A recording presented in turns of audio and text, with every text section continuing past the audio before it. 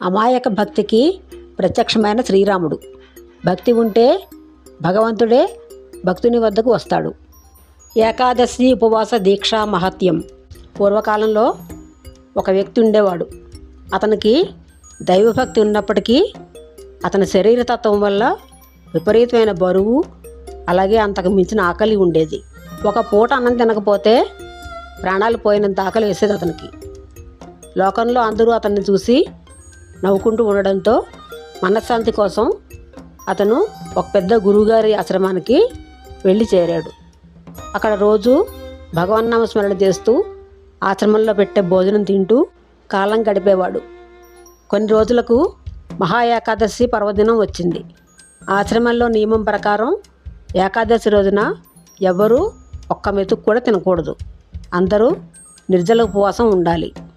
గురువుగారు ఆ భక్తుడిని పిలిచి, నాయనా, ఈరోజు ఏకాదశి, ఆశ్రమంలో వంటలు చేయరు, ఎవరు తినరు, నువ్వు కూడా ఉపవాసం ఉండి తీరాలి అని చెప్పారు. కానీ ఆ భక్తుడు భయంతో వణికిపోయాడు.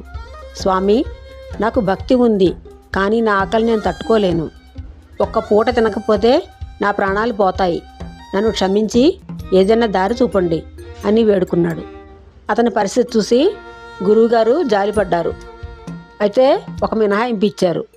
గురువుగారు అతనితో, సరే నాయనా, ఆశ్రమం లోపల వంట చేయడానికి వీల్లేదు. నువ్వు కొద్దిగా గోధుమ పిండి, కూరగాయలు తీసుకొని ఆ దూరంగా ఉన్న నది వద్దకు వెళ్ళు. అక్కడ నీకు నచ్చినట్లు రొట్టెలు, కూర వండుకుని తిను. కానీ ఒక్క నియమం, నువ్వు తినే ముందు ఆ పరమాత్ముడైన శ్రీరామచంద్రుడికి నైవేద్యం పెట్టి ఆ తర్వాతే నువ్వు తిను అని చెప్పారు. ఆ భక్తుడు సంతోషంగా గోధుమ పిండి సామాగ్రి తీసుకొని నది ఒడ్డుకు వెళ్ళాడు. అక్కడ రాళ్లతో పొయ్యి తయారు చేసి ఎంతో భక్తితో కష్టపడి గోధుమ పిండి కలిపి రొట్టెలు, కూర తయారు చేశాడు.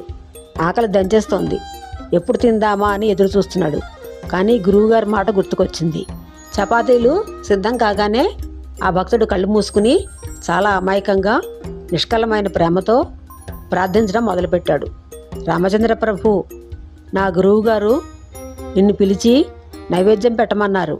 రా తండ్రి, వచ్చి నేను చేసిన ఈ చపాతీలు తిను స్వామి అని పిలిచాడు. అతని భక్తి ఎంత పవిత్రమైందంటే అందులో ఎలాంటి లోకజ్ఞానం లేదు. నేను పిలిస్తే దేవుడు నిజంగా వచ్చి తింటాడు అని బలంగా నమ్మాడు. అంతటి నిష్కపటమైన భక్తుడు పిలిస్తే భగవంతుడు ఎలా ఊరుకుంటాడు? పైగా అతను కేవలం రాముణ్ణి మాత్రమే పిలిచాడు, కానీ శ్రీరామచంద్రుడు ఒంటరిగా రాలేదు. భక్తుడు కళ్ళు తెరిచేసరికి అక్కడ ఒక అద్భుతం జరిగింది. సాక్షాత్తు శ్రీరామచంద్రుడు, సీతాదేవి, లక్ష్మణుడు, భరతుడు, శత్రుఘ్నుడు మరియు హనుమంతుడు నడిచి వస్తూ ఉండడం కనిపించింది. ఆ భారీకాయుడన్న భక్తుడు ఆనందంతో ఉప్పొంగిపోయాడు. కానీ వెంటనే అతనికి ఒక కంగారు మొదలైంది. ఎందుకంటే అతను వండింది కేవలం 2 మనుషులకు సరిపోయే, అంటే రాముడికి తనకి సరిపడేలాగా చపాతీలు చేశాడు. కానీ ఇక్కడేమో లక్ష్మణుడు, భరతుడు, శత్రుఘ్నుడు, సీతమ్మ, హనుమ అందరూ ఉన్నారు. చపాతీలు సరిపోవని కంగారు పడుతున్నాడు భక్తుడు. శ్రీరాముడు నవ్వుతూ, నాయనా, నీ ప్రేమకు మెచ్చి మేమంతా వచ్చాము, ఆకలిగా ఉంది, వడ్డించు అన్నాడు. ఆ భక్తుడు ఎంతో సంతోషంగా చపాతీల పళ్ళెం ముందుంచాడు. సీతమ్మ స్వయంగా అందరికీ వడ్డించడం ప్రారంభించింది. లక్ష్మణ, భరత, శత్రుఘ్నులు, హనుమంతుడు, రాములు వారు అందరూ ఎంతో ఇష్టంగా ఆ చపాతీలు తిన్నారు. వారు తినగా చివరకు పళ్ళెంలో ఒక్క చపాతీ ముక్క కూడా మిగలలేదు. భక్తుడికి అసలే విపరీతమైన ఆకలి.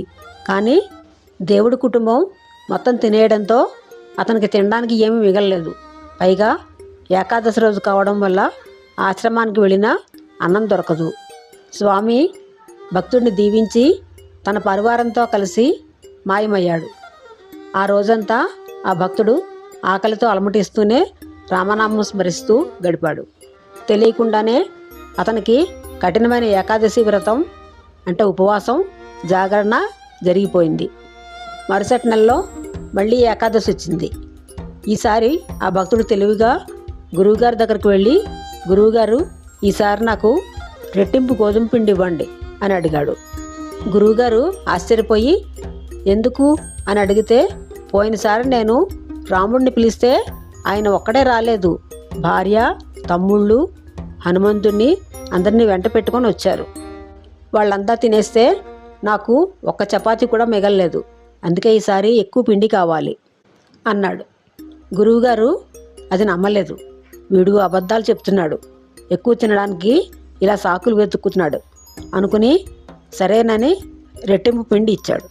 కానీ నిజం ఏంటో తెలుసుకోవాలని గురువుగారు రహస్యంగా ఆ భక్తుడి వెనుక నది ఒడ్డుకు వెళ్ళి ఒక చెట్టు వెనుక దాక్కొని చూస్తున్నారు. భక్తుడు ఈసారి చాలా ఎక్కువ చపాతీలు వండాడు.